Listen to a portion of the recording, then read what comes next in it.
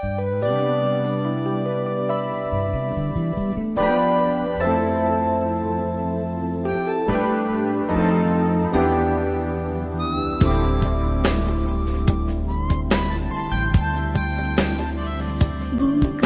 karena kebaikanmu,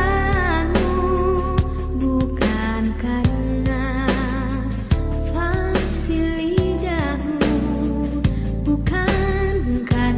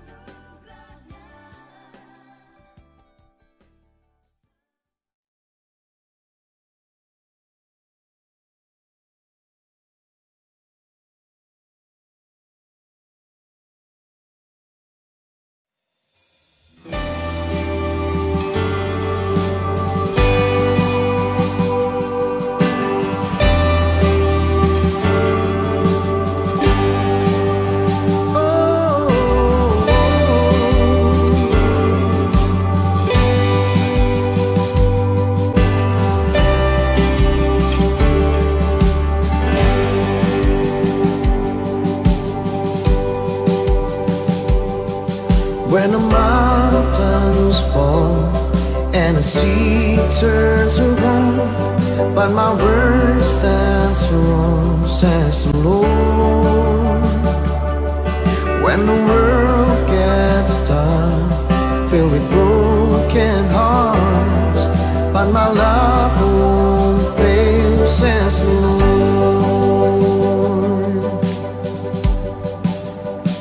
Your love is powerful, knees shall bow. Your love is mighty, the earth will shake. Your grace abounds in us. You're more than enough for me.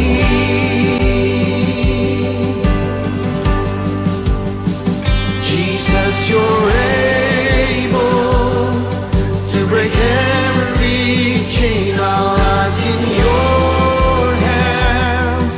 You're in control. Grace overflows in us. You're more than enough for me.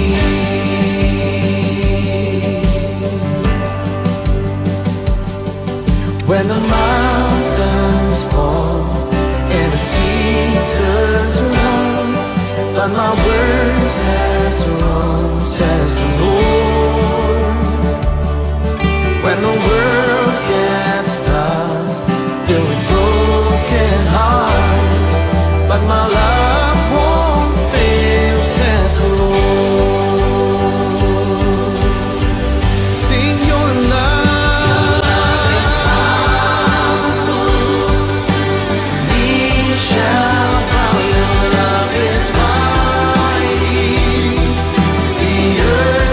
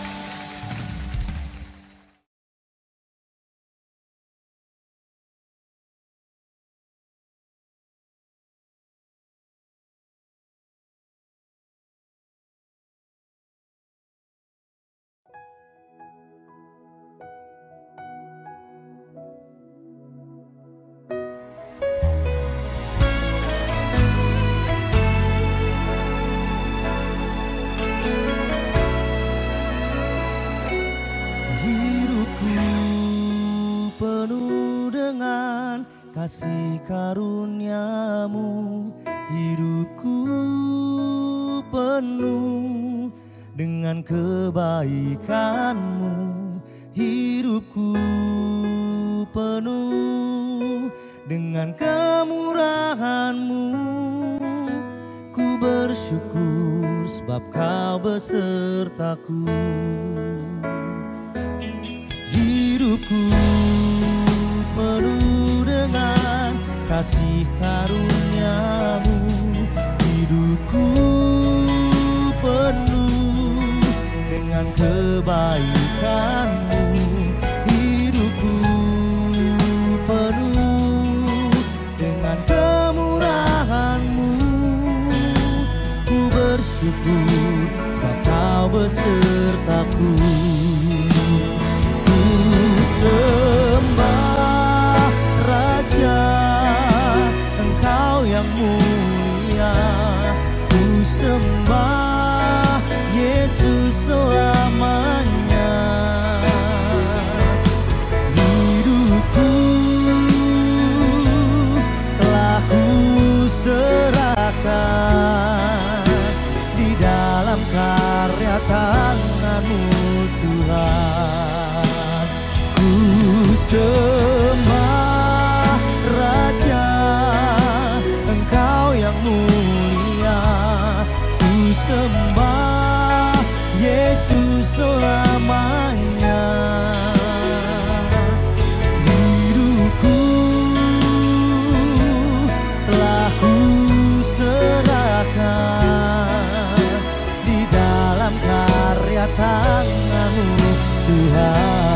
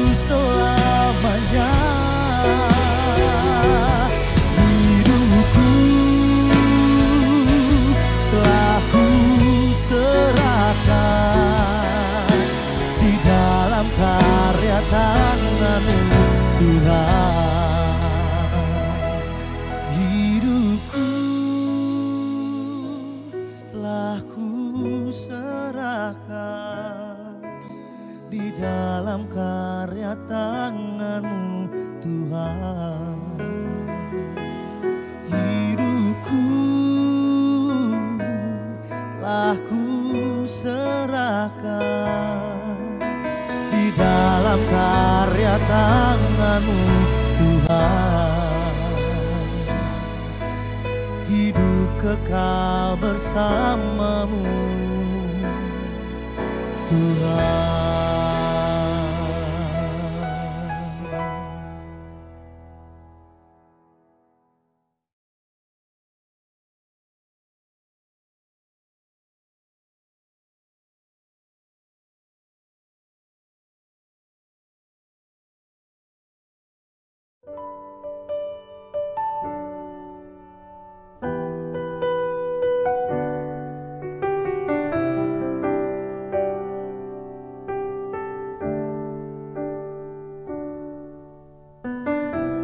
Dengan apa ku membalas kasih-Mu yang ku terima dari-Mu? Dengan apa ku cintamu. Oh Yesusku, ku mau selalu bersyukur, selalu bersyukur. Kau Tuhan yang setia, yang selalu menopang. Ku mau selalu bersyukur, selalu bersyukur. Kau Bapakku yang setia.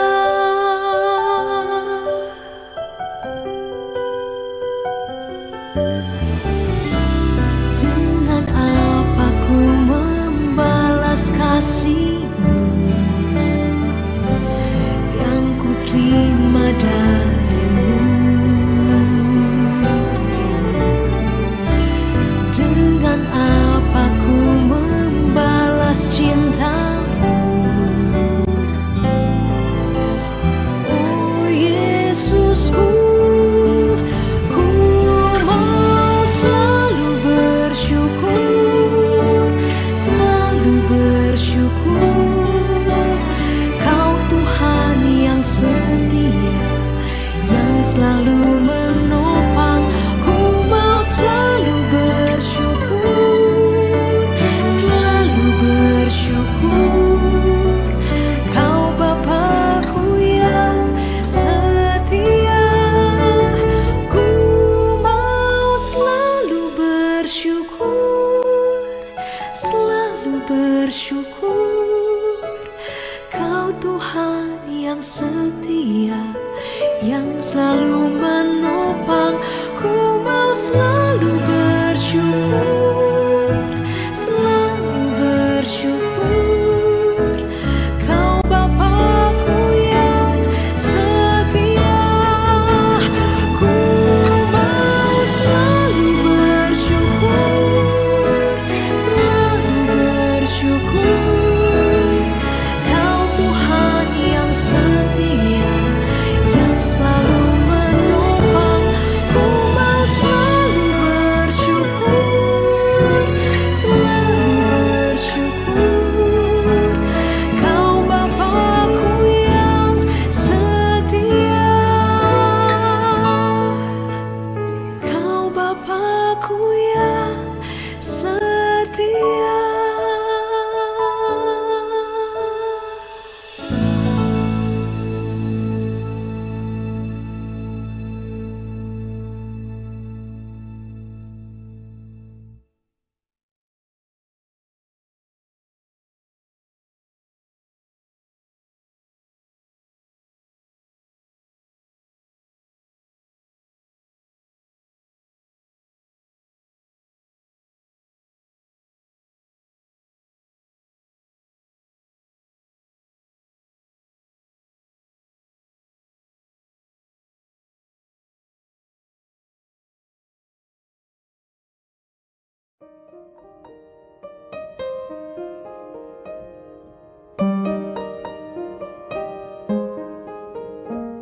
My heart is so proud.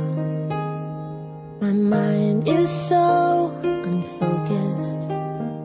I see the things you do through me as great things I have done. And now you gently break me, and lovingly you take me and hold me as my Father, and mold me as my Maker. I ask you, how many times will you pick me up when I keep on letting you down? And each time I will fall short of your glory. How far will forgiveness abound? And you answer, my child, I love you. And as long as you're seeking my face, you walk in the power of my daily sufficient grace.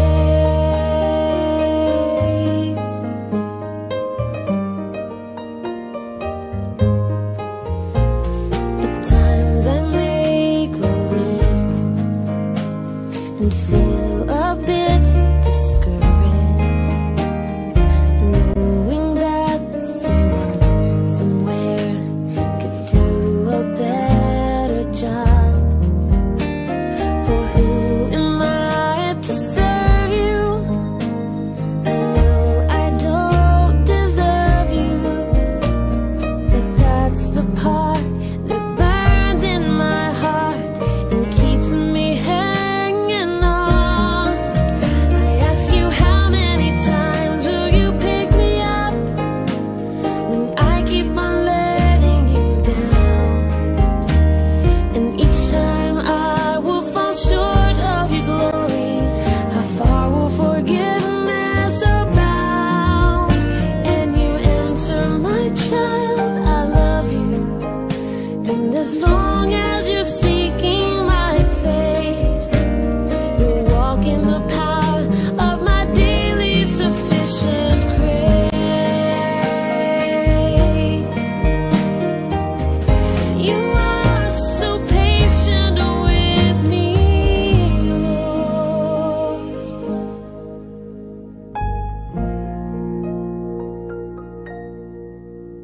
As I walk with you, I'm learning what your grace really means.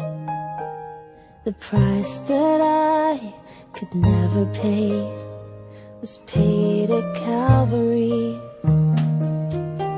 So instead of trying to repay you, I'm learning to simply obey you by giving up my life to you for all that you've given to me. I ask you, how many times will you pick me up when I keep on letting you down? And each time I will fall short of your glory. How far will forgiveness abound? And you answer, my child, I love you. And as long as you're seeking my face, you'll walk in the power of my daily sufficient grace.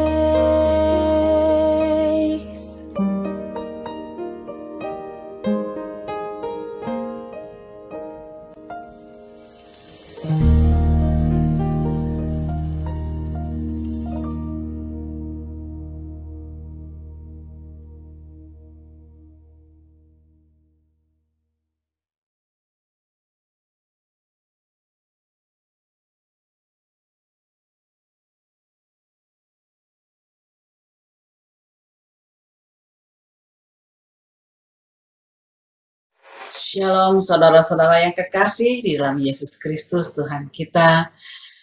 Puji Tuhan, kita dapat berkumpul bersama kembali pada hari ini 8 Agustus 2021 untuk memuji, memuliakan Tuhan dan meninggikan Tuhan. Karena hanya Tuhan yang layak kita tinggikan. Biarlah jemaat KDC kita berkumpul, kita siapkan waktu, tubuh, jiwa, roh kita untuk memuji Tuhan. Ya, jadi kita tinggalkan kesibukan kita pada saat ini. Kita siapkan waktu buat Tuhan. Kita bersama-sama memuji nama Tuhan. Biarlah puji-pujian kita ini merupakan dupa yang harum bagi Tuhan. Kita bersama-sama bangkit berdiri. Kita nyanyikan pujian mahkota kehidupan. Karena hanya Tuhan yang kita iring sepanjang hidup kita. Kita katakan tak akan pernah sesali mengiring Yesus. Tak akan pernah sesali mengiring Yesus sepanjang hidupku. Lewati lembah air mata, ku saksikan kemuliaan-Mu dinyatakan.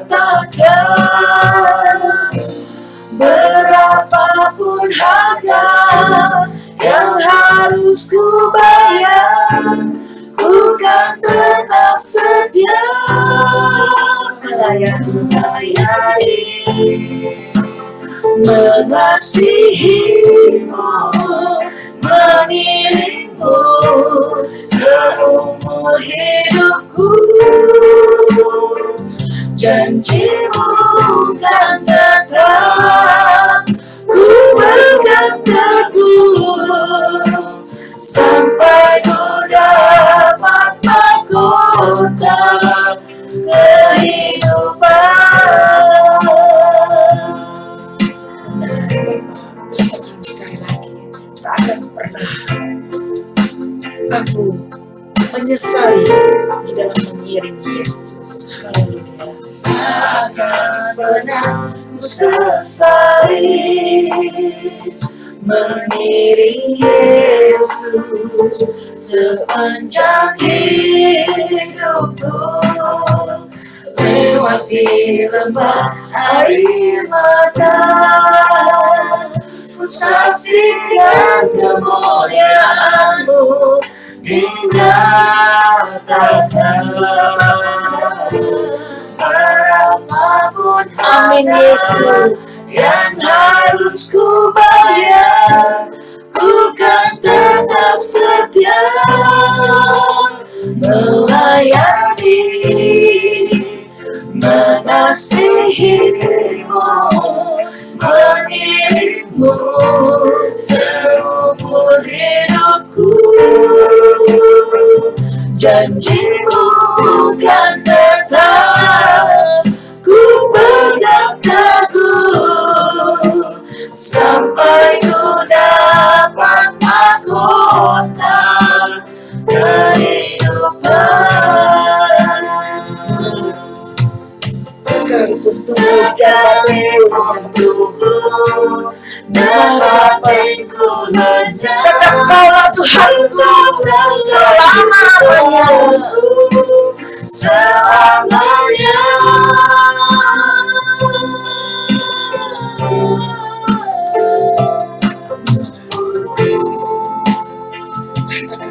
Kita melayani Tuhan, mengiring Tuhan seumur hidup kita. Kita tidak akan pernah sia-sia, karena kita tahu Tuhan adalah jaminan hidup kita selama-lamanya. Kita ada pada saat ini itu pun karena anugerah dan kasih Allah yang begitu besar bagi kita. Allah yang sudah memberikan kehidupan bagi kita. Sudah selayaknya kita melayani,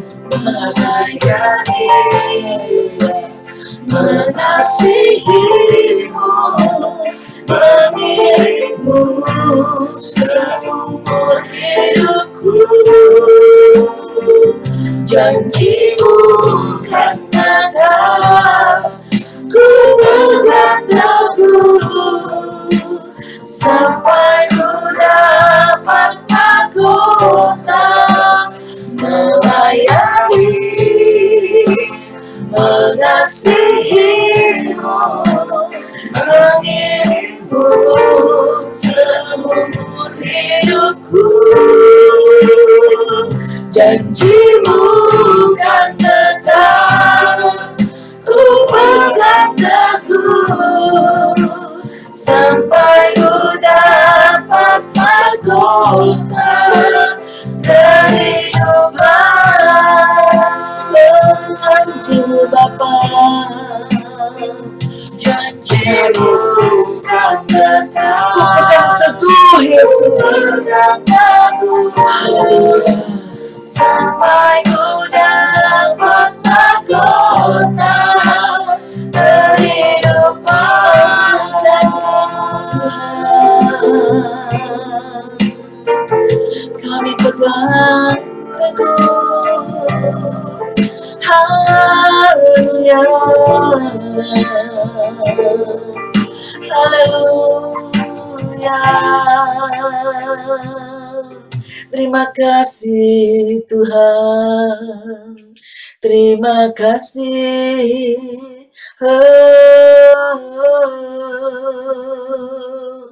Haleluya, glory Yesus,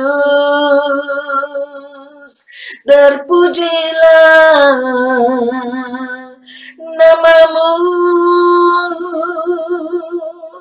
Haleluya, haleluya. Terima kasih Bapa, terima kasih Tuhan, terima kasih Roh Kudus. Terima kasih Yesus, kalau kami pada saat ini dapat berkumpul bersama-sama di tempat ini Tuhan. Bukan karena kuat kami, bukan karena gagah kami Bapa, bukan karena kepintaran kami Tuhan, atau kemauan kami, tapi semua karena anugerah yang telah Tuhan berikan kepada kami Tuhan. Kami masih dapat hidup pada saat ini. Kami dapat melayani Engkau pada saat ini Tuhan. Itulah karena anugerah yang Engkau telah berikan bagi kami Tuhan. Terima kasih Yesus, terima kasih. Pada saat ini kami ingin memuji, ingin meninggikan dan memuliakan Engkau Tuhan. Biarlah puji-pujian yang kami naikkan merupakan dupa yang harum bagi Engkau Tuhan. Kau urapi kami satu persatu Bapa, baik yang hadir di tempat ini Tuhan, yang ikut menyanyikan pujian-Mu Bapa, yang mendengarkan Tuhan. Kau urapi Tuhan, pakailah hidup kami Tuhan, untuk terus menjadi saksi-Mu yang hidup, menjadi berkat bagi banyak orang Tuhan, sehingga orang dapat mengenal Engkau secara pribadi dan dapat selamat Tuhan, hingga pada akhirnya bersama-sama dengan Engkau Tuhan di Firdaus. Terima kasih Tuhan, terima kasih Bapa. Terima kasih, terpujilah namamu Bapa. Kau urapi kami Tuhan. Kau bungkus kami dengan kuasa darah-Mu yang kudus Tuhan. Biarlah apabila ada kuasa-kuasa kegelapan yang akan mengganggu kami, kami patahkan, kami hancurkan di dalam nama Tuhan Yesus Kristus. Apabila yang membuat kami mengantuk, yang membuat kami malas, yang membuat kami tidak mau mendengarkan-Mu, yang membuat kami tidak mau memuji Engkau Tuhan, kami patahkan, kami hancurkan di dalam nama Tuhan Yesus Tuhan. Biarlah Roh Kudus-Mu terus bekerja di dalam kami setiap pribadi lepas pribadi Tuhan. Terima kasih Yesus, tidak henti-hentinya kami mengucapkan terima kasih Tuhan. Karena hanya kepada Engkau yang layak kami puji dan kami sembah Tuhan. Terima kasih Yesus, terima kasih. Pimpinlah ibadah ini Tuhan dari awal, pertengahan hingga akhirnya ke dalam tangan-Mu Tuhan. Dan kami serahkan sekali lagi ibadah ini Tuhan.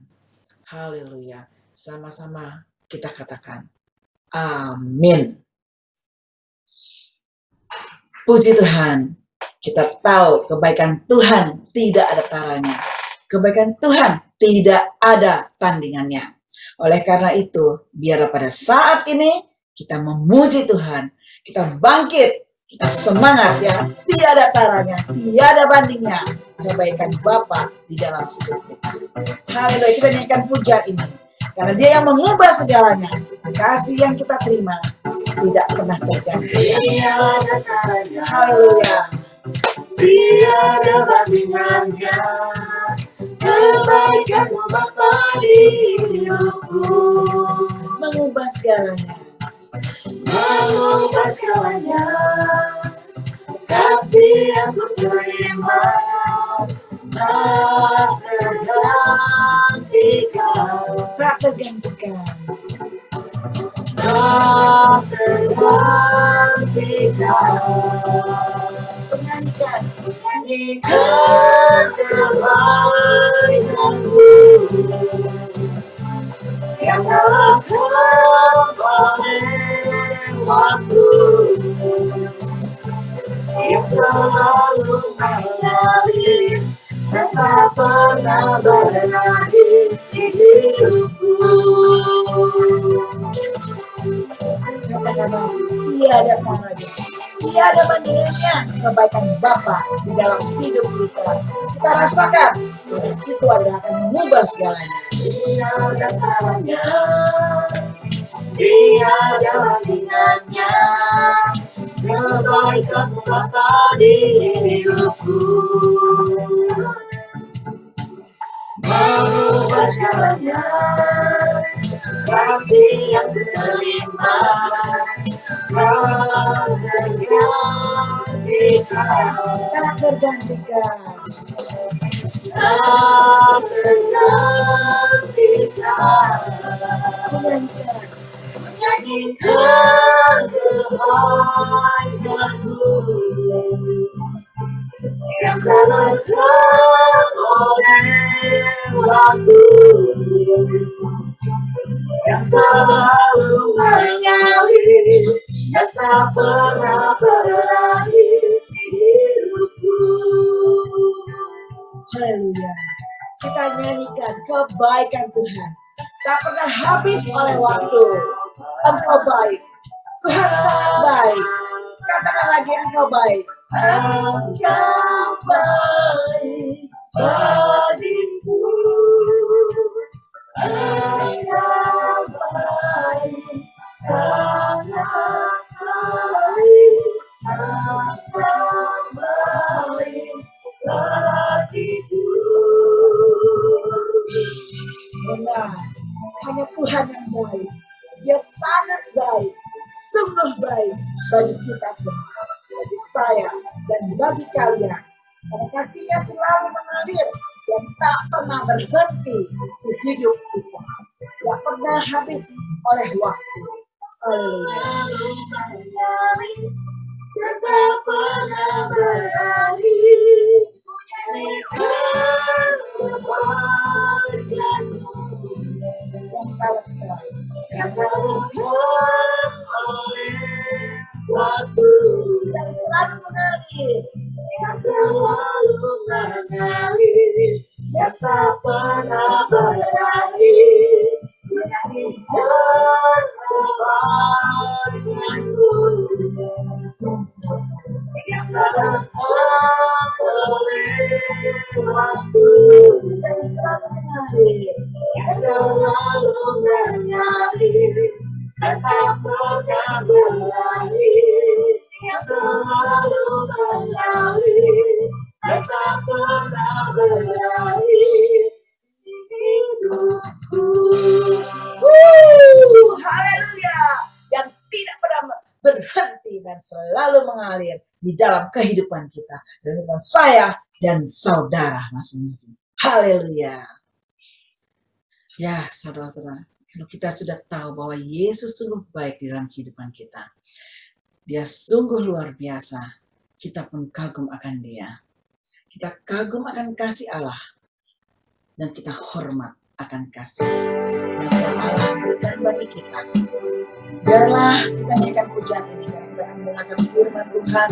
Kita katakan, Kau sungguh indah tiada tara, sungguh mengagumkan, karena sungguh ajaib, iman, lebih dari semua yang ada. Hikmat Tuhan tidak pernah dapat kita selami, dan kasih Allah sungguh dalam, sangat dalam, tidak pernah kita ingat. Kau sungguh Indah tiada taranya, sungguh mengagumkan, sungguh jatuh dimengerti, lebih dari semua yang ada. Hikmat-Mu tiada terselami,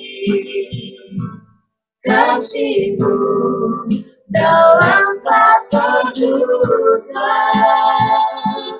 Kau sungguh indah tiada taranya, mulia dan berkuasa. Kagum hormat akan Engkau, kagum hormat akan Engkau, Kau Allah yang layak dipuji.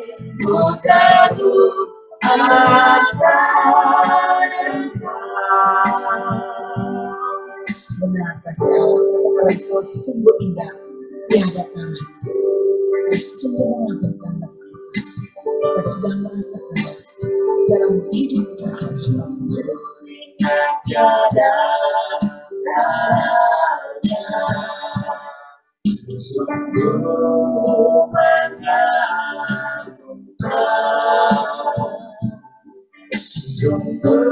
jatuh iman berarti lebih dari semua yang ada. Hikmatmu tiada terselami, kasihmu dalam tak terduga. Kau sungguh indah tiada tanda, mulia dan berkuasa. Ku tabung hormat akan Engkau, ku tabung hormat akan Engkau. Kau Allah yang layak dipuji, ku tabung akan Engkau.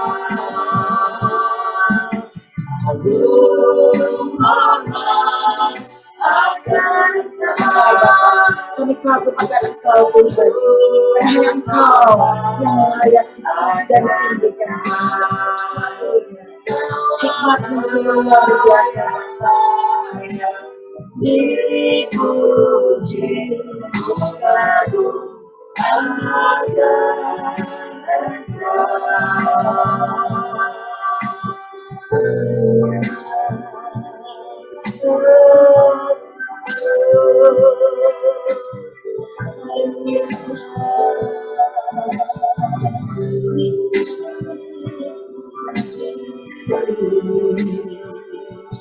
Kami bersyukur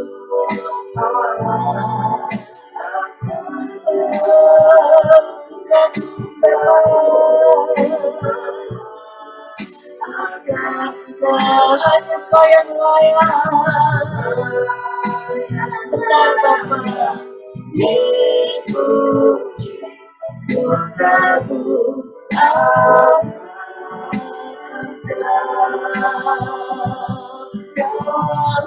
yang layak dipuji, ku kagum akan Engkau,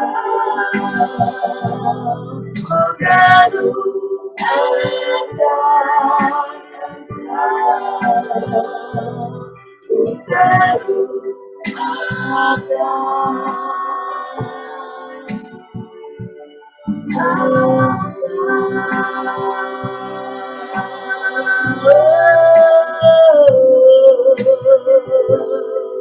Terima kasih Tuhan, kami kagum akan Engkau, terpujilah nama-Mu. Haleluya, haleluya Yesus. Terima kasih Tuhan, terima kasih. Terima kasih. Kami percaya Tuhan, puji-pujian kami Tuhan, biarlah merupakan dupa yang harum bagi Engkau. Hingga pada saat ini kami akan mendengarkan firman-Mu Bapa. Kau berkata-kata melalui hamba-Mu, agar kami siap untuk mendengar pada saat ini Bapa. Haleluya. Amin. Shalom Bapak Ibu yang dikasihi Tuhan, jemaat yang diberkati, dan kita ketemu lagi pada minggu kedua di bulan Agustus ini, dan kita akan merenungkan sebagian dari firman Tuhan tentang karunia Roh Kudus.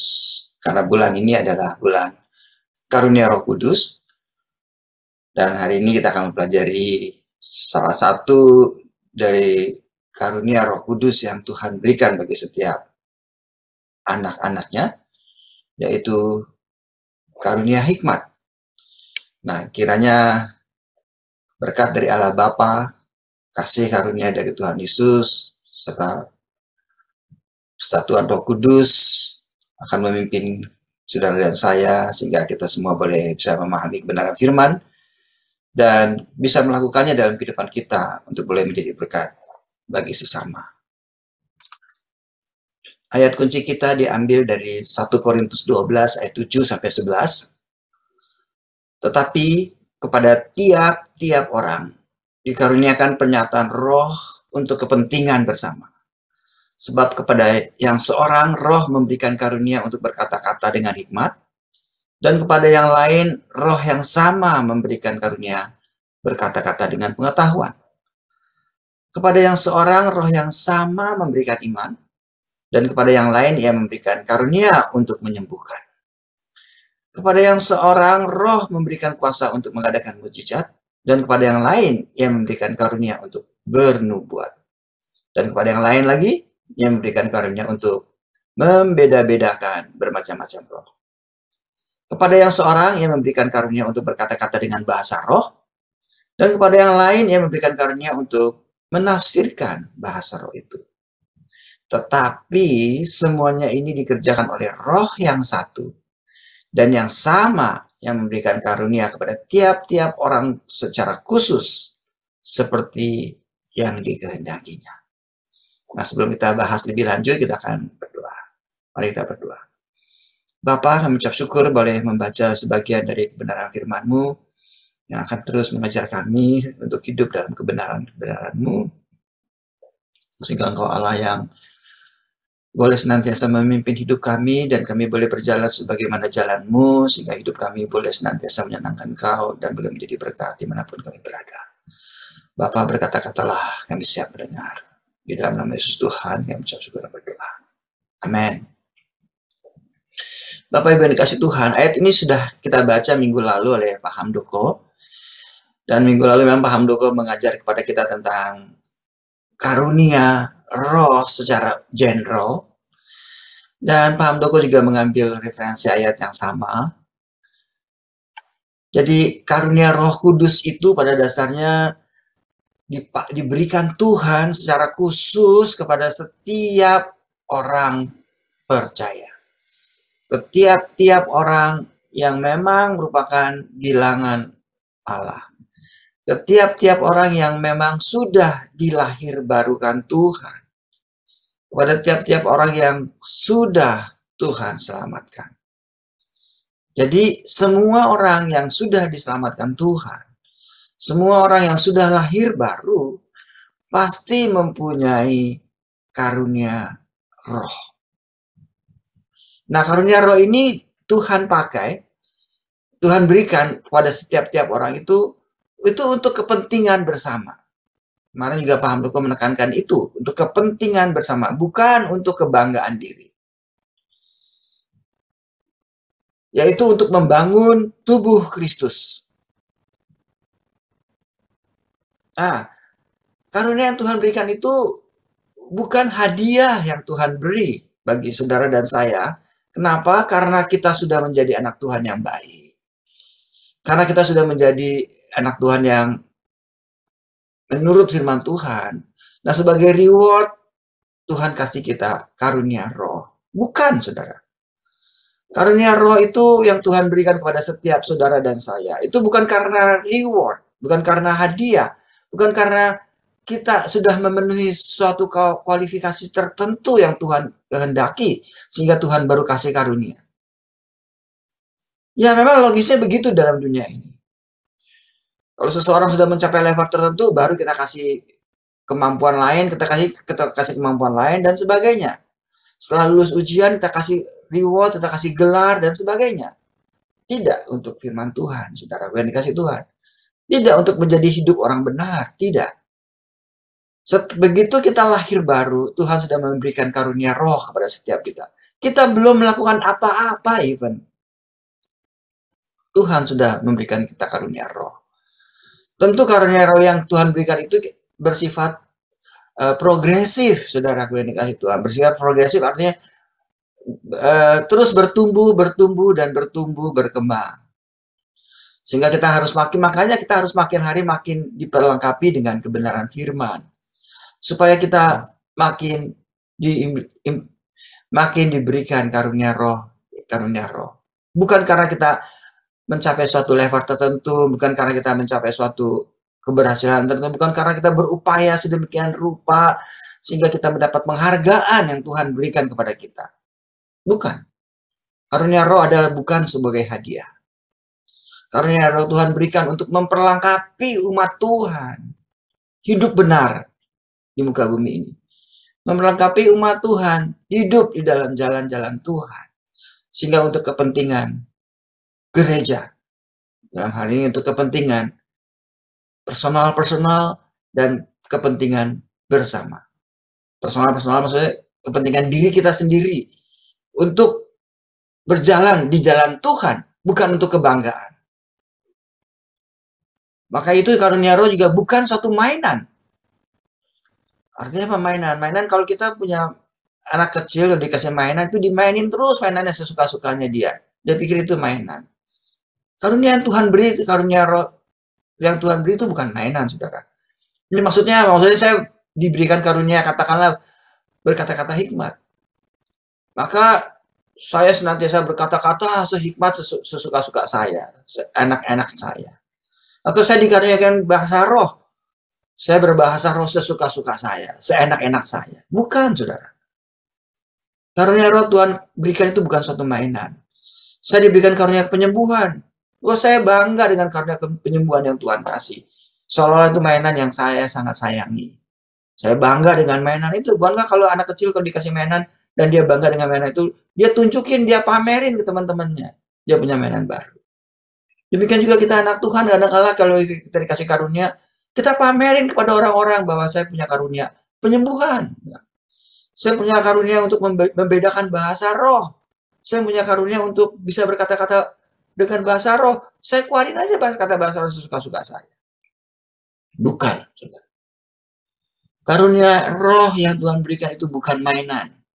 Bukan hadiah. Itu adalah karunia, adalah pemberian yang Tuhan beri. Yang Tuhan beri karunia itu untuk kita hidup bersama, membangun tubuh Kristus. Nah, itu adalah tema yang Pak Handoko uraikan di bagian minggu pertama. Saudara yang dikasih Tuhan, dan Pak Handoko juga menjelaskan kepada kita bahwa ke-9 karunia ini yang saya kasih warna merah,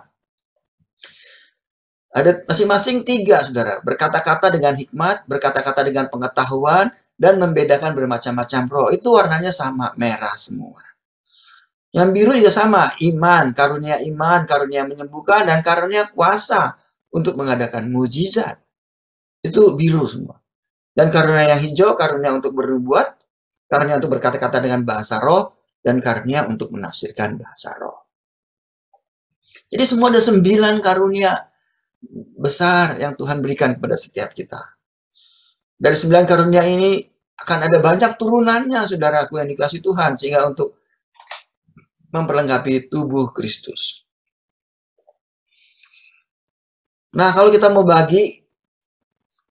menjelaskan itu semua nanti, kita akan bagi-bagi lagi dengan lebih detail. Tapi sebelumnya kita lihat dulu sejarah gereja Korintus, Bapak Ibu. Jadi, Paulus menjelaskan tentang karunia roh ini ke gereja di Korintus saat itu. Nah, gereja Korintus adalah gereja yang didirikan dari penginjilan Paulus yang kedua. Diperkirakan kira-kira tahun 52 Masehi. Itu ditulis di Kisah Para Rasul 18 ayat 1 sampai 18. Kita tahu Kisah Para Rasul mengisahkan bagaimana perjalanan rasul-rasul Tuhan dalam pengebaran misi gereja untuk memenuhi namanya amanat agung. Dan Paulus ditugaskan Tuhan untuk melakukan penginjilan ke seluruh dunia di luar Yahudi. Nah, Korintus bukan jemaat Yahudi. Bahwa ada banyak orang Yahudi di Korintus, ya betul, tentu. Seperti kayak sekarang aja ada banyak orang Indonesia, bahkan di luar negeri sekalipun. Bahkan di Rusia pun kita ada orang Indonesia tentunya. Di gereja Rusia pun juga ada orang Indonesia, di gereja Amerika juga ada orang Indonesia. Nah, di gereja Korintus pada dasarnya adalah gereja yang penuh dengan kasih karunia Tuhan. Paulus menyebut orang-orang Korintus itu orang-orang yang tidak kekurangan dalam suatu karunia pun. Maka jemaat di Korintus menjadi congkak dan puas diri. Maka kenapa Paulus menjelaskan tentang karunia roh ini kepada gereja Korintus? Karena gereja Korintus itu gereja yang memang penuh hikmat, saudara. Jadi banyak orang Yunani di sana, ada banyak orang yang non-Yahudi, dan juga ada banyak orang Yahudi. Ya, mereka tuh diberikan karunia yang besar oleh Tuhan. Dan mereka masalahnya tidak memahami dengan baik karunia-karunia itu, maknanya masing-masing.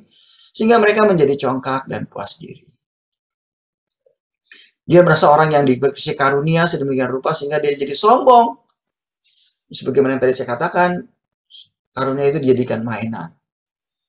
Dia bangga dengan karunia yang Tuhan berikan kepada mereka. Paulus menegaskan bukan itu tujuannya.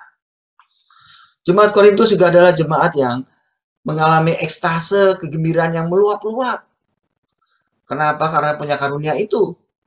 Tapi kegembiraan demikian itu bukan karena Kristus. Bukan kepada Kristus gembira itu dikembirakan. Tetapi kepada perempuan-perempuan yang dapat memenuhi hasrat mereka. Mereka menyembah dan memuja Akrokorintus, yaitu Dewi Asmara. Sehingga jemaat di Korintus juga mengalami banyak penyimpangan moral. Dia ada penyimpangan moral, tetapi dikasih karunia yang begitu besar kesannya. Kesannya mereka merasa itu karunia yang Tuhan beri. Dan belum tentu karena orang-orang Korintus memang orang-orang pintar-pintar, saudara. Jemaat yang dikasih Tuhan, dia pikir itu adalah karunia yang Tuhan beri. Sehingga jemaat di Korintus juga timbul ajaran Yahudi Gnostik. Yaitu ajaran yang mengatakan ada dualisme, roh dan materi. Materi pada dasarnya jahat. Roh itu pada dasarnya baik. Jadi hidup yang sejati adalah hidup di dalam roh. Sepertinya ini benar, saudara, ajaran Alkitabiah. Bukankah kita hidup harus dipimpin roh? Rohnya adalah roh besar, tapi di sini adalah roh kecil, saudara. Aku. Jadi kalau secara intelektual kita bagus, aku hebat, ya itu hidup hebat. Makanya ajaran Gnostik juga mengajarkan pengetahuan tinggi itu penting banget. Memiliki pengetahuan yang lebih tinggi itu lebih kudus. Kebenaran yang lebih tinggi hanya diketahui oleh beberapa orang. Maka mereka mengejar pengetahuan. Karena mereka menganggap bahwa makin tinggi kita berpengetahuan, kita hidup akan makin suci, makin kudus. Benar, saudara, pengetahuan tinggi itu baik. Tapi tidak ada hubungannya dengan kerohanian.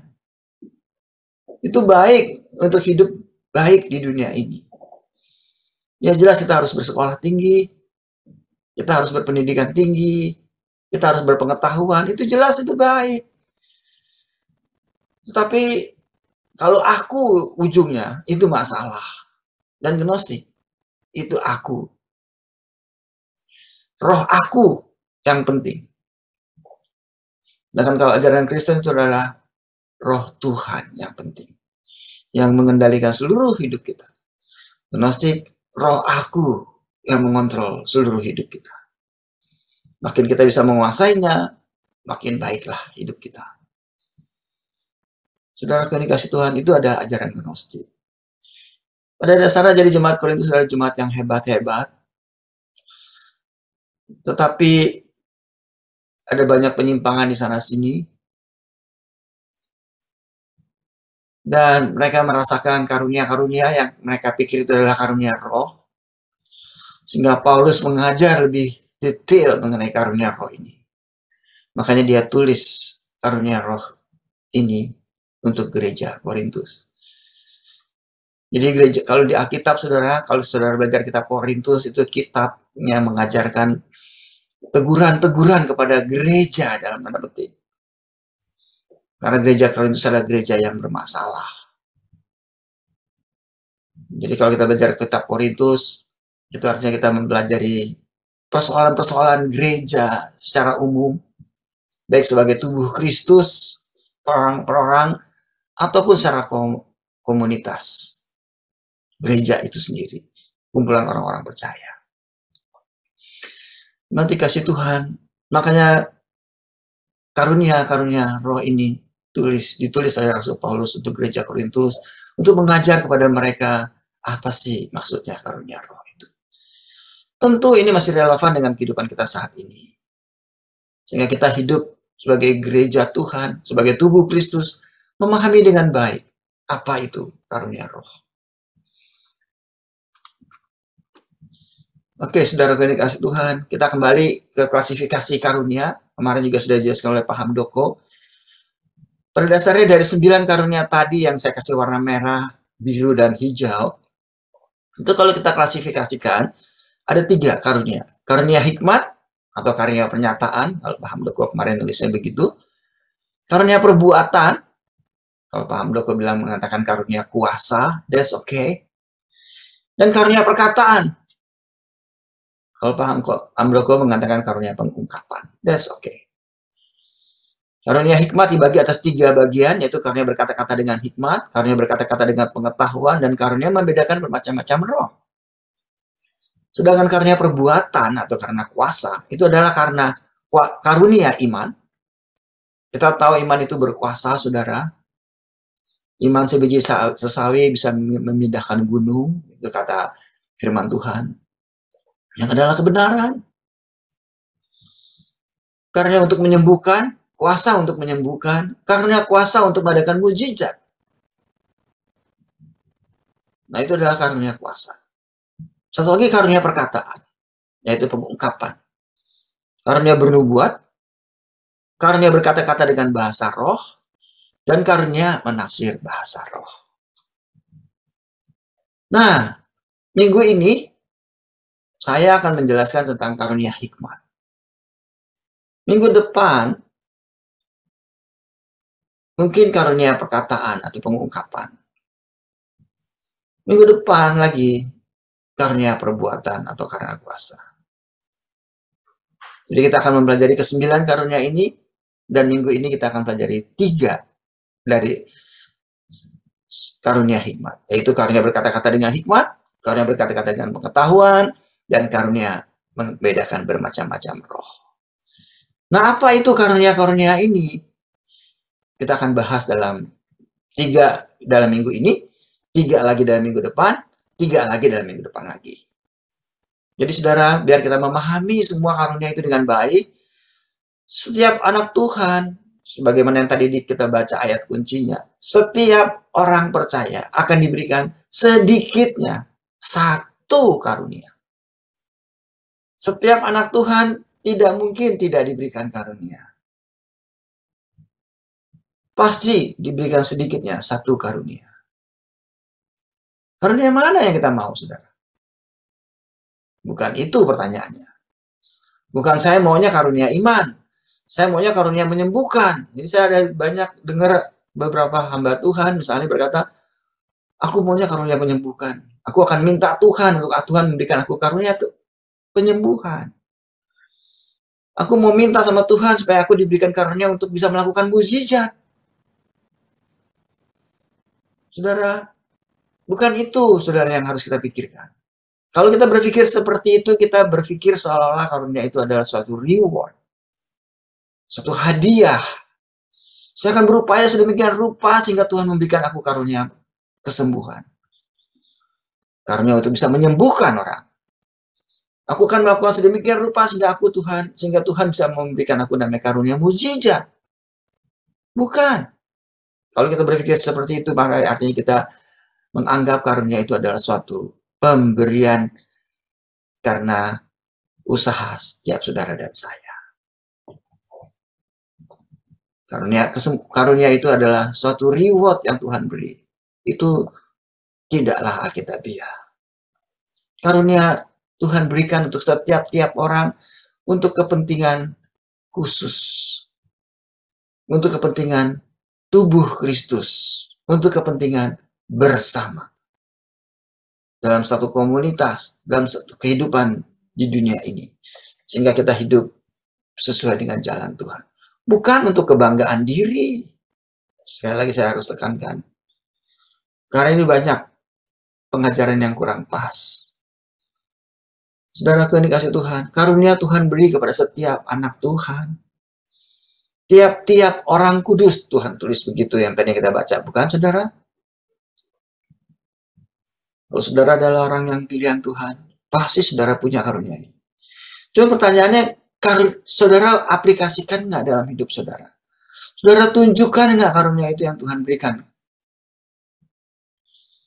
Tetapi tentu saja tidak bisa langsung ditunjukkan. Kenapa? Kita harus bertumbuh. Seperti ya, saya ketika saya masih kecil. Tuhan kasih karunia apa ketika saya percaya Tuhan? Sepertinya saya tidak punya karunia apa-apa. Benar. Tetapi sesungguhnya Tuhan sudah kasih karunia kepada saya saat itu juga. Cuman karunia itu memang belum bertumbuh dengan baik. Tapi jangan dibedakan. Jadi saudara harus membedakan ya antara karunia dan bakat yang sebagaimana Pak Hamdoko sudah ungkapkan minggu lalu. Minggu lalu bagus sekali, saudara. Itu bukan gen yang diturunkan oleh orang tua kita, karunia. Tapi gen yang Allah berikan kepada saudara dan saya dari Allah. Namanya juga Roh Kudus. Ya tentu Allah akan memberikannya sesuai dengan kecakapan kita juga. Allah akan cocokkannya sesuai dengan kecakapan kita. Bapak, Ibu, saudara yang dikasih Tuhan.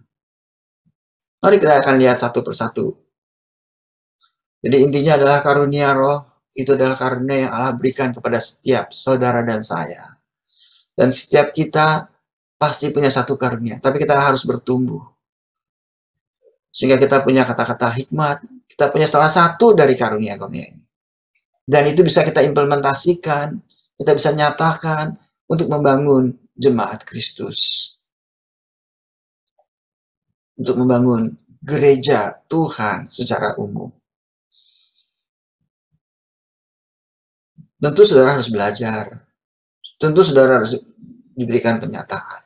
Karena ketika saudara anak Tuhan, saudara sudah diberikan lengkap oleh Tuhan. Lengkap dalam arti bahwa saudara sudah di-provide seluruhnya. Cuman memang kita harus kembangkan. Makanya kita harus bertumbuh di dalam Tuhan. Seorang bayi misalnya, apakah itu manusia atau bukan seorang bayi? Ya jelas manusia. Cuma seorang bayi bisa apa? Orang makan aja belum bisa, harus dikasih makan. Makanya dia harus bertumbuh. Tapi dia bisa makan nggak? Dia bisa makan. Bisa berkata-kata nggak? Ya dia bisa berkata-kata, tapi dia belum bisa. Gitu. Tapi dia bisa nggak? Bisa. Pasti bisa nggak? Pasti bisa. Saudara, manusia itu Tuhan lengkapi dengan kemampuan yang luar biasa hebat pada dasarnya.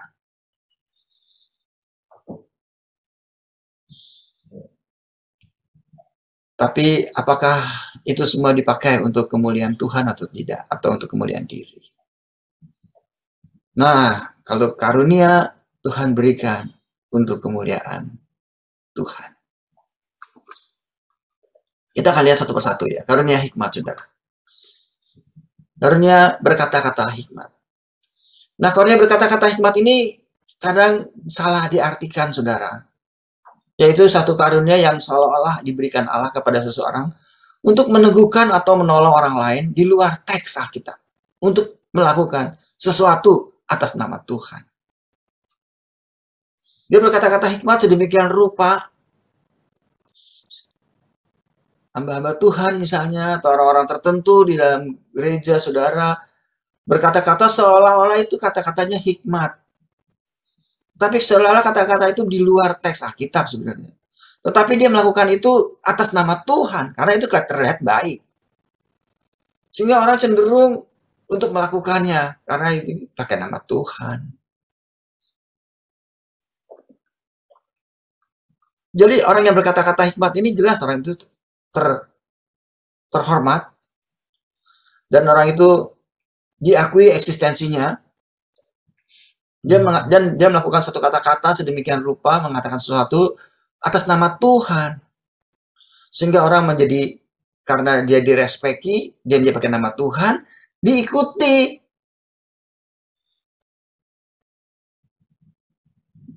Bagus-bagus kalau itu benar, saudara. Dan mungkin ada yang benar, dan mungkin ada yang tidak benar, karena memang itu hal yang bagus, saudara. Tapi itu bukan berkata-kata hikmat. Mengapa? Karena kalau itu adalah konsep kata-kata hikmat, itu cenderung kita bergantung kepada orang itu. Orang itu ngomong apa? Kalau orang itu ngomong A, ya kita ikutin A. Orang itu ngomong B, kita ikutin B. Jadi kita melakukan sesuatu tergantung dari orang itu. Nah, ini menjadi bahaya. Jadi bukan Kristus center, tetapi orang itu center gitu. Jadi bukan atas kata firman, tapi atas nama firman, atas nama Allah dari orang itu. Kita sendiri tidak tahu, saudara. Dan ada jemaat Tuhan yang tidak tahu Alkitab juga kan, saudara. Ya, ini jadi persoalan. Yang kedua, bukankah firman Tuhan itu sudah lengkap? Yaitu firman Allah. Dan itu cukup untuk membawa kita hidup benar. Tidak perlu orang per orang. Kalau kita menggali firman Tuhan dengan baik, firman Tuhan itu sendiri cukup untuk hidup kita dan lengkap untuk kita bisa jalani. Ya, tapi kan kita kagak ngerti firman Tuhan, baca yang bisa dari kata orang. Ya, itu jadi persoalan, saudara. Akibatnya orang itu menjadi center dalam hidup kita, bukan firman Tuhan lagi. Kalau orang itu benar-benar berkata sesuai dengan firman Allah, ya bagus. Tapi kan tidak sedikit atas nama menamakan Allah, bukan, saudara? Bukankah di Matius 7 dibilang, Tuhan, Tuhan, aku sudah melakukan ini atas namamu, aku sudah melakukan ini atas namamu. Tapi Tuhan kan bilang kan, nyala engkau pembuat kejahatan. Jadi orang-orang tersebut mungkin saja melakukan sesuatu atas nama Tuhan, dan tentu saja itu benar sepertinya. Tapi pada dasarnya Tuhan tidak berkenan. Dan saudara ikutin orang itu, bisa jadi masalah, saudara. Ya bisa, kalau memang saudara adalah anak Tuhan yang sejati, ya mungkin saudara akan bermasalah sedikit, karena Tuhan akan menjagain saudara. Tapi kalau kita anak Tuhan yang tidak juga, ya sedang bertumbuh tapi kita diajar yang salah, itu jadi masalah, saudara. Jadi karunia berkata-kata hikmat itu sebenarnya karunia apa? Artinya karunia yang Allah berikan kepada seseorang, sehingga orang itu dapat mengartikan dan dapat menyampaikan kebenaran Alkitab dengan cakap, sehingga dapat diaplikasikan dalam situasi dan kondisi kehidupannya dengan arif. Nah, itu adalah karunia berkata-kata hikmat. Jadi jelas dia menyampaikan kebenaran Alkitab. Alkitab berkata ini gitu, bukan Tuhan berkata ini gitu. Kalau Tuhan berkata ini kan sangat subjektif. Apa benar Tuhan sekarang masih berkata-kata kepada seseorang secara audible? Tuhan berkata-kata hanya sesuai dengan kata-kata Alkitab, saudara. Bukan di luar Alkitab. Ya, jadi kita basicnya ke Alkitab, saudara. Bukan ke atas nama orang. Contoh, ada pengajaran yang mengatakan bohong itu baik. Bohong demi kebaikan itu, ya nggak apa-apalah. Berbohong untuk atas nama kebaikan. Baiklah gitu. Alkitab jelas mengatakan bohong ya bohong. Dosa is dosa. Lalu ada hamba Tuhan, Tuhan ngomong sama saya, kita harus bangun di gereja kita. Oleh karena itu saudara-saudara, mari sumbang uang untuk gereja. Berikan perpuluhanmu untuk gereja. Untuk pembangunan gereja Tuhan. Sepertinya itu benar, saudara. Di gereja memang butuh dana. Tapi hamba Tuhan yang sejati tidak akan pernah berkata demikian. Hamba Tuhan sejati akan duduk di bawah kaki Tuhan, memohon belas pengasihan Tuhan. Dan Tuhan akan mengaruniakan kepada jemaat-jemaat-Nya untuk bisa memberi. Karunia memberi. Karunia memberi itu ada di mana? Karunia perbuatan, saudara. Turunan dari karunia perbuatan itu adalah karunia memberi. Saudara-saudaraku yang dikasih Tuhan, kadang-kadang kita mau mengatasnamakan Tuhan dalam melakukan segala sesuatu yang sepertinya baik, sehingga orang lain cenderung melakukannya. Strategi bisnis di dunia ini misalnya, ada hamba Tuhan bilang, udah kita lakukan ini aja, Di zaman sekarang ini bikin bisnis ini baik loh gitu loh. Tuhan ngomong sama saya, bikin aja bisnis ini. Ya saudara ngikutin apa kata hamba Tuhan itu. Dan kebetulan saudara berhasil. Apakah itu karena hamba Tuhan itu yang menyarankan saudara? Bukan. Walaupun saudara berhasil itu karena Tuhan yang membuat saudara berhasil. Apakah Tuhan ajarin di Alkitab pakai buka bisnis apa-apa gitu saudara? Enggak saudara. Ya karena saudara bekerja keras, mengikuti aturan main yang baik, dan belajar dengan baik. Ya saudara berhasil lah gitu. Saudara yang dikasih Tuhan, tentu atas pertolongan Tuhan juga. Hati-hati saudara. Karunia berkata-kata hikmat itu kadang kita sembarangan. Dan orang-orang yang punya karunia berkata-kata hikmat ini juga kadang sembarangan menggunakannya. Sehingga dia mengatasnamakan Allah. Mengatasnamakan nama Allah. Tapi karunia hikmat ini bagus kan saudara? Oh bagus banget. Dia bisa melihat ayat-ayat Alkitab itu dengan mudah untuk diaplikasikan dalam hidup ini. Dan mengajarkan pada jemaat, pada kita, untuk bisa mengaplikasikan kebenaran itu di dalam kehidupan kita. Itu adalah berkata-kata hikmat. Saudara yang dikasih Tuhan, dalam hidup ini kalau kita berhasil atau tidak berhasil itu karena kemurahan dan kasih karunia Tuhan. Oke saudara, kita lihat yang kedua. Karunia berkata-kata pengetahuan. Sama saudara, kata-kata pengetahuan ini kadang diartikan sebagai karunia yang Tuhan berikan kepada seseorang untuk memprediksi atau berbuat atas nama Allah. Semuanya atas nama Allah, saudara, atas nama Tuhan. Tapi basic Alkitabiahnya sama sekali tidak ada, saudara. Atau diada-adakan gitu. Ini karunia berkata-kata pengetahuan. Jadi karunia untuk bernubuat. Lalu apa bedanya karunia bernubuat yang ada nanti di dalam session berikutnya, saudara? Karunia memprediksi. Pengetahuan kan ada hubungannya dengan ilmu pengetahuan, kesannya. Jadi menduga apa yang akan terjadi ke depan.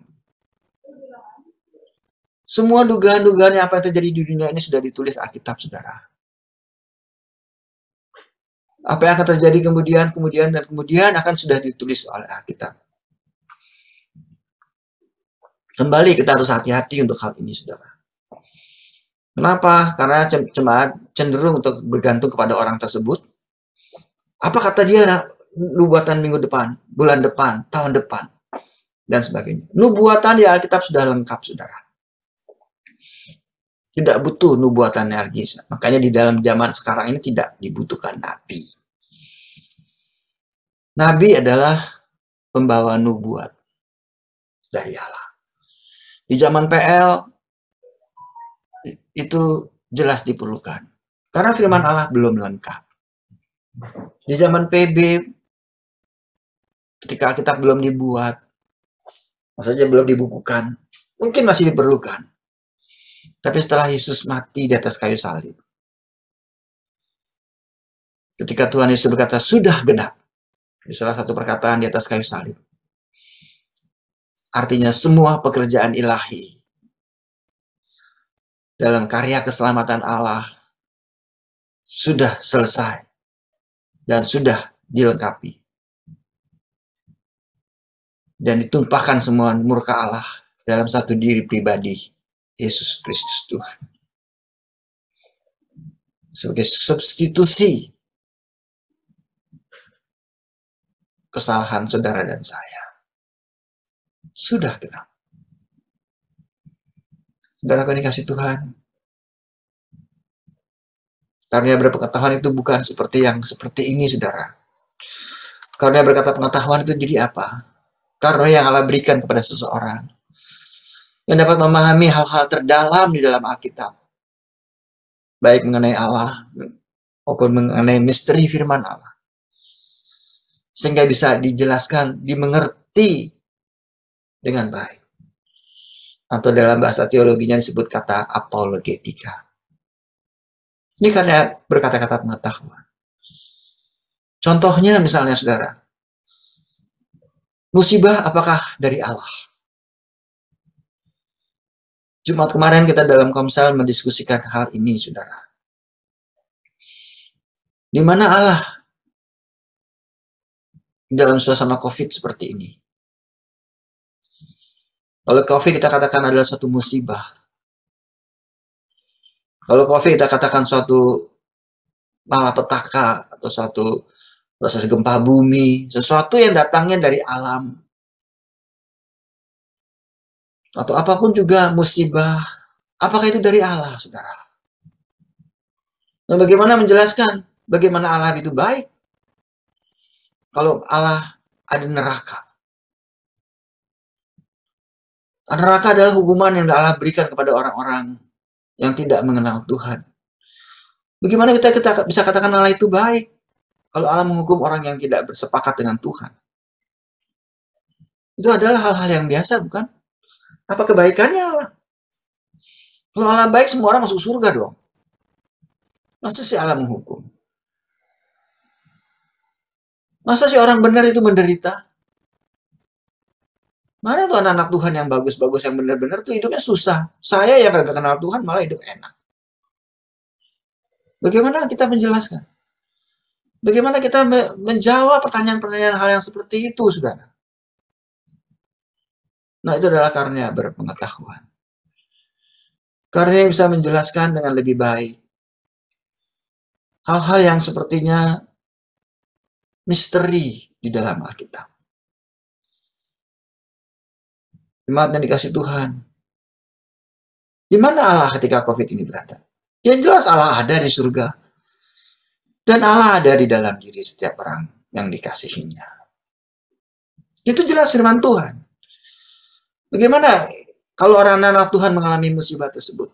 Bukankah kita punya menulis banyak sekali anak Tuhan yang mengalami musibah? Tapi anak Tuhan yang sejati, ketika dia mengalaminya, dia tidak pernah mempertanyakan apakah Allah itu baik. Karena Allah itu memang baik selama-lamanya. Tidak ada kasih karunia yang lebih besar dari kasih karunia keselamatan, saudara. Tidak ada. Kalau anak Tuhan mengalami penderitaan, katakanlah nilai penderitaan itu 1 triliun rupiah. Katakanlah, saudara. Besar nggak, saudara, penderitaan itu? Jelas besar. Jelas besar sekali penderitaan. Tapi kita menuliskan, saudara, anak Tuhan sejati itu akan banyak ditolak di muka bumi ini. Dan hidup di dalam tengah-tengah serigala.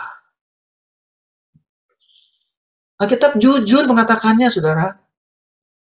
Kalau saudara ikut Tuhan serius, saudara bagaikan domba di tengah serigala. Alkitab jujur mengatakannya, saudara. Sekali lagi saya katakan Alkitab jujur. Alkitab tidak mengatakan bahwa saudara kalau jadi anak Tuhan, saudara akan hidup dalam segala kemewahan Allah. Tidak. Alkitab menulisnya dengan sangat jelas. Kita berada di tengah-tengah serigala. Tetapi tidak satupun serigala mampu menerkam saudara. Kenapa? Karena Allah menyertai saudara.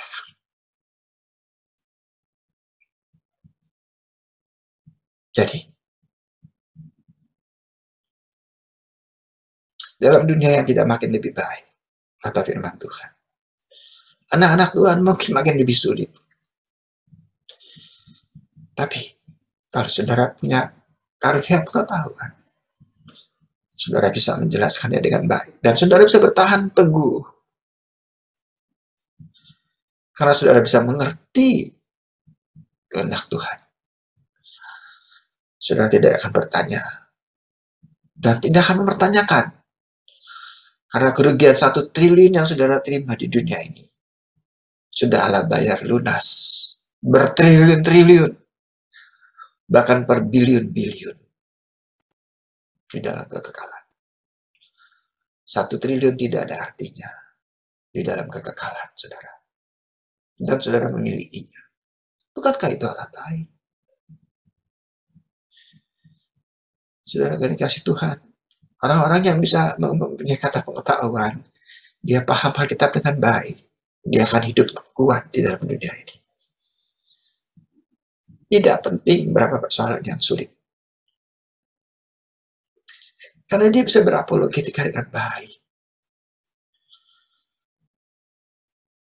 Saudara yang dikasih Tuhan, milikilah karunia pengetahuan ini. Makanya saya berkali-kali mengajar kepada saudara dan saya.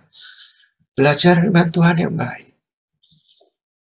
Karena kata-kata pengetahuan ini akan sungguh meneguhkan saudara di dalam banyak perkara di dunia ini. Satu bagian lagi yang kita lihat adalah karunia membedakan roh. Yaitu kemampuan yang Allah berikan kepada anak Tuhan untuk bisa membedakan firman Tuhan yang benar atau salah yang diajarkan kepada kita. Sehingga kita mempunyai suatu ketajaman rohani. Ini karunia membedakan roh. Jadi contohnya apa, saudara? Contohnya doktrin teologi kemakmuran.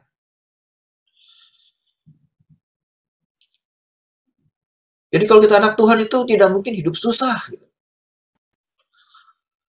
Kan kita anak raja. Anak yang punya alam semesta.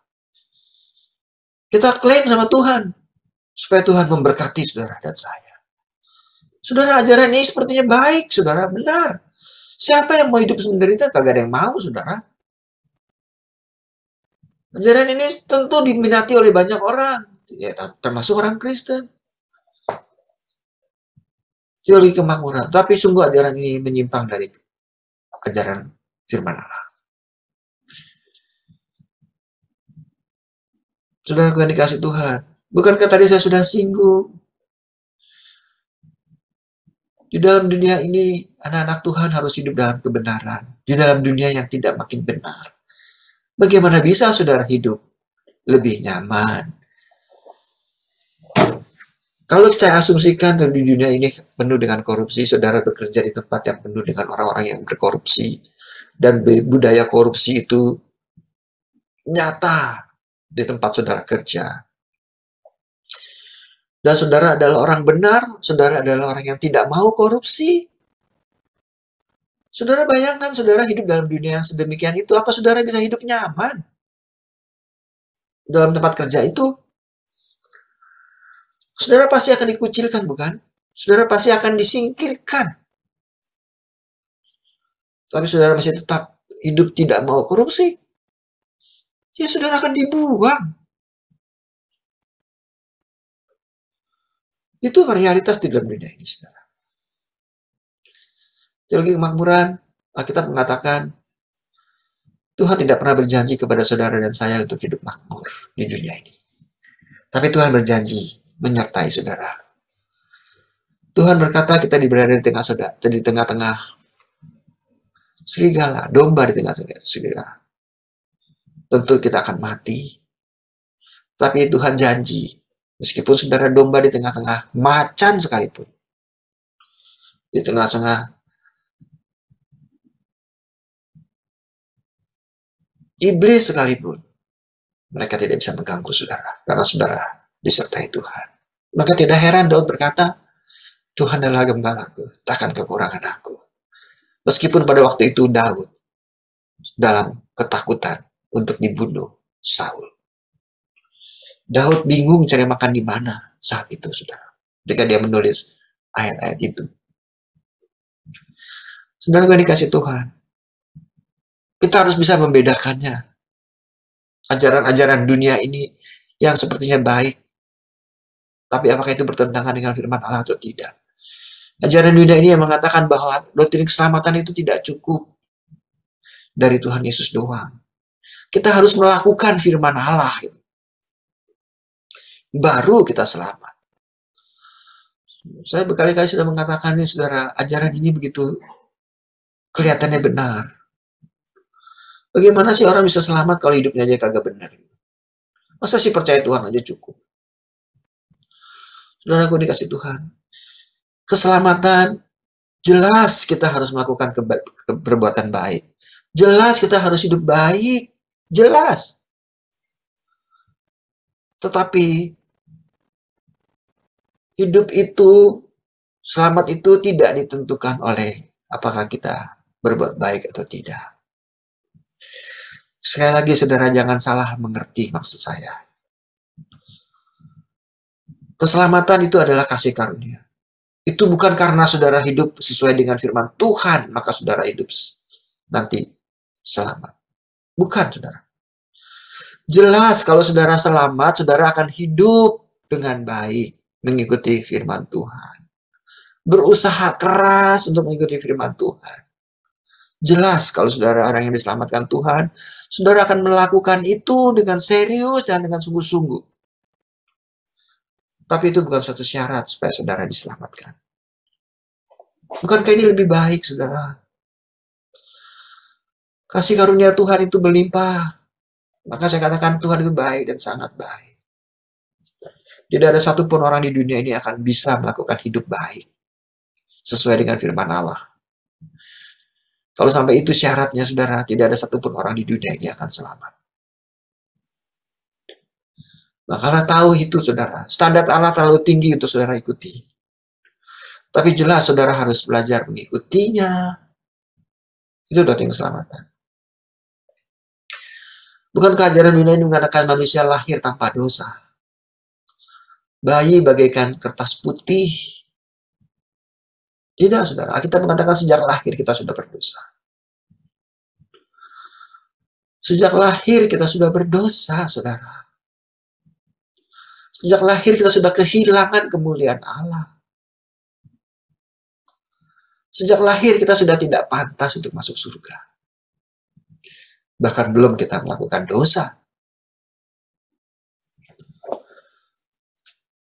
Bukankah ini ekivalen dengan ketika kita sudah dilahirkan Tuhan kembali, kita belum melakukan firman Allah, kita sudah diselamatkan Tuhan.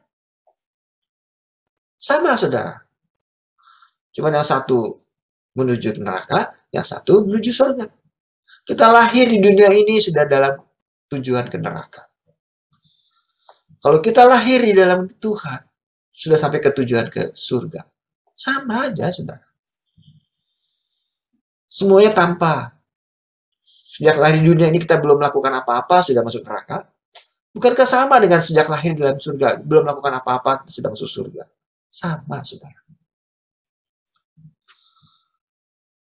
Saudara yang dikasih Tuhan, sejak lahir manusia sudah berdosa. Bukankah bayi tidak pernah diajarkan untuk berbohong oleh orang tuanya? Pun bayi bisa berbohong. Maksud saya bayi itu adalah anak-anak kecil, ya saudara. Apa ada orang tua yang ngajarin berbohong pada anak-anak? Tidak. Tapi apakah anak-anak berbohong? Ya. Apa ada orang tua yang mengajari anak-anak untuk memberontak? Tidak mendengar-dengar orang tua? Tidak. Bukankah anak-anak sering melakukan itu? Kalau kita bilang anak kita, kamu jangan dekat-dekat api ya, jangan pegang api ya. Bukankah anak kita malah pengen pegang api? Sudah sejak kecil kita memberontak. Bahkan tidak ada yang ngajarin.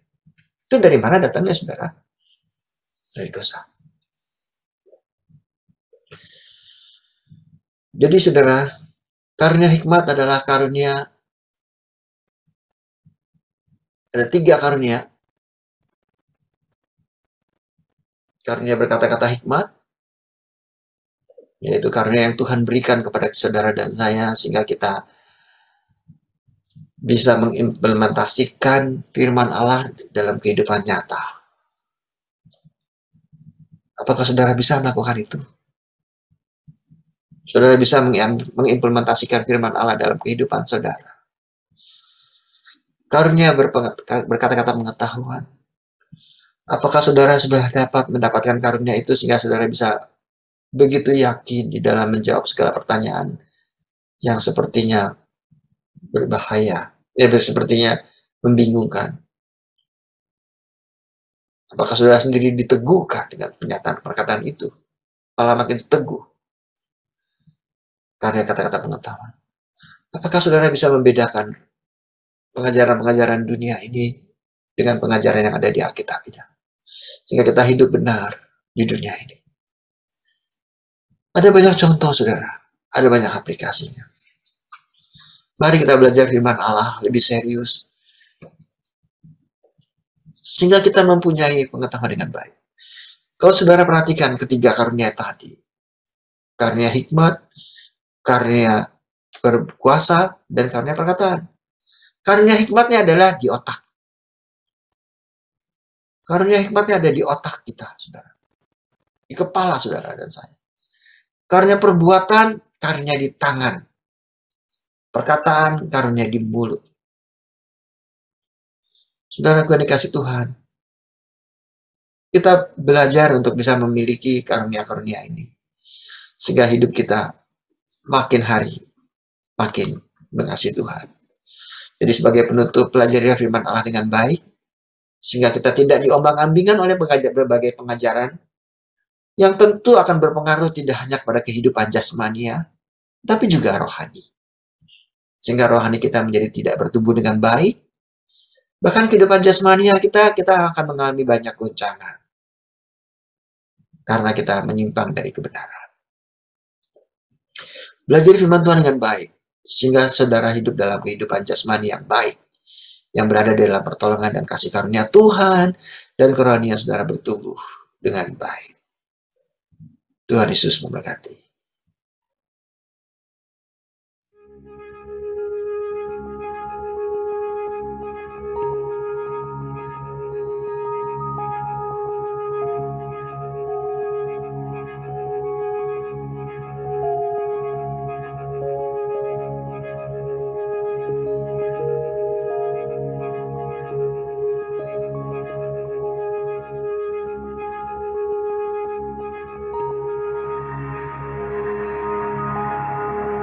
Be thou my vision, O Lord of my heart.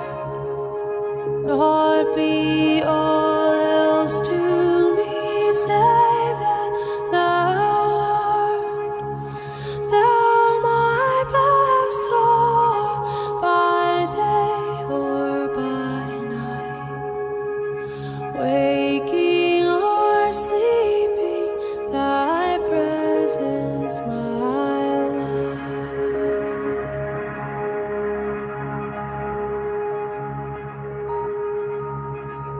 Be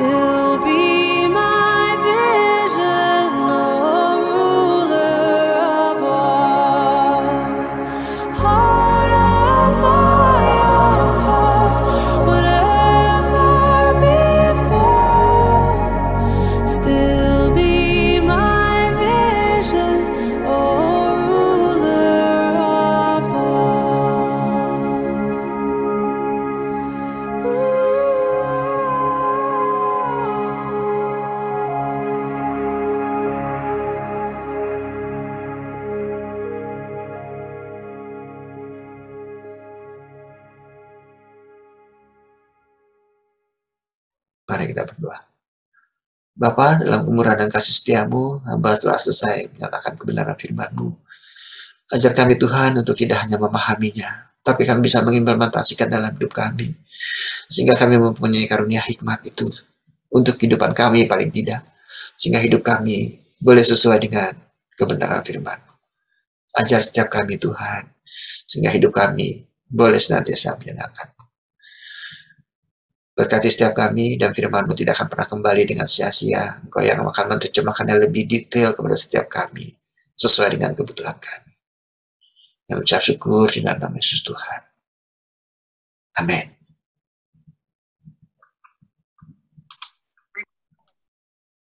Selamat pagi Bapak Ibu Saudara sekalian, kita sudah mendengarkan ibadah kita hari ini, kita sudah mendengarkan firman Tuhan, kita sudah nyanyi-nyanyi dan menyembah Tuhan. Sebentar kita mau dengerin pengumuman yang akan kita dengarkan minggu ini.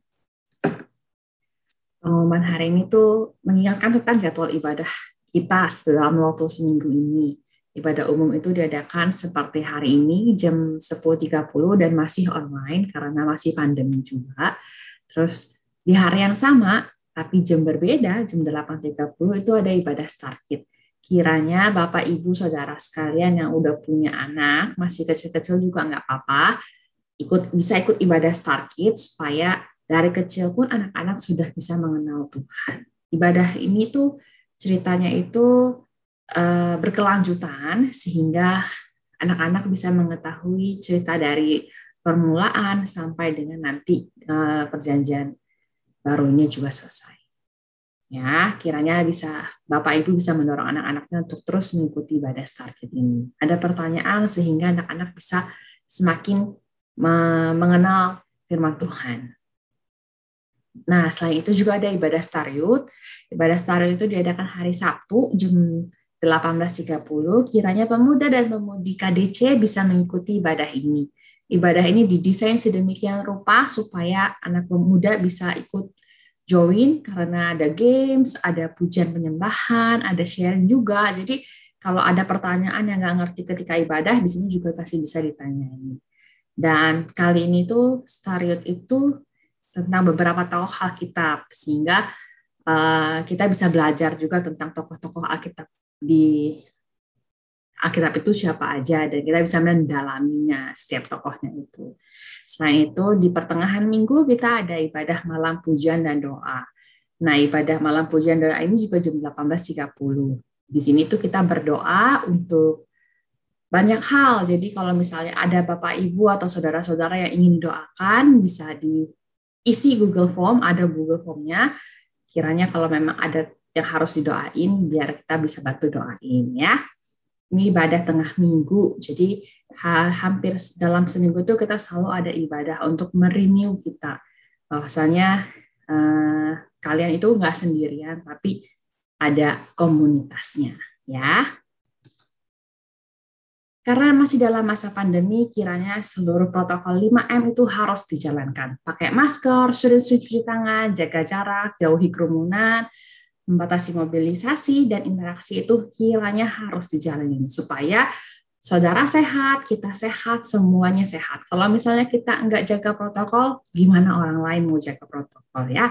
Jadi protokolnya kita jaga supaya orang lain juga lihat bahwasanya kita mengikuti protokol sehingga mereka juga mengikuti protokol. Ya. Selain itu juga kita punya pokok-pokok doa.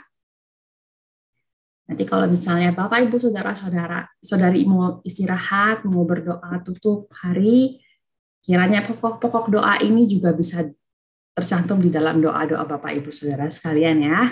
Seperti untuk seluruh jemaat KDC, untuk korban COVID dimanapun kita nggak tahu tetangga kita, saudara kita, atau kerabat jauh kita ternyata kena COVID misalkan, kita bisa berdoa bagi mereka. Kita nggak bisa bantu mereka apa-apa, tapi sebenarnya kita bisa berdoa bagi mereka.